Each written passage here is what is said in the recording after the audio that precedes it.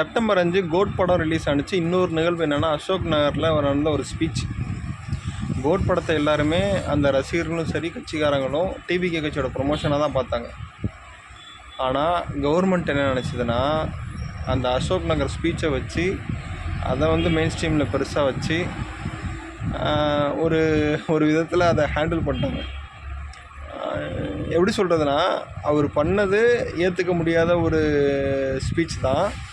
இருந்தாலுமே அவர் ஆஸ்திரேலியாவோட ஸ்பீச்சுக்கு போய்ட்டு ரிட்டர்ன் வரும்போது அவர் பிடிக்கிறதுக்கு என்ன காரணத்துக்காக 200 போலீஸை கொண்டு போய் குவிச்சிருக்காங்க. இது எதுக்குன்னா மீடியா அட்ராக்ஷனுக்காக. அப்போ இது டீவியேஷன் ப்ராசஸ்ங்கிற மாதிரி எனக்கு தோணுது. அதனால் சொல்கிறேன், ஒரு ரூலிங் பார்ட்டி நினச்சா ஒரு 50 வருஷம் அனுபவ கட்சி நினச்சதுன்னா எவ்வளோ பெரிய விஷயத்தையும் டிவியேட் பண்ண முடியுங்கிறது இது ஒரு எடுத்துக்காட்டு தான். இதெல்லாம் மீறி விஜய் அண்ணா எப்படி ஹேண்டில் பண்ணி எதிர்காலத்தில் சமாளிப்பாருங்கிறத பார்ப்போம். நன்றி, வணக்கம்.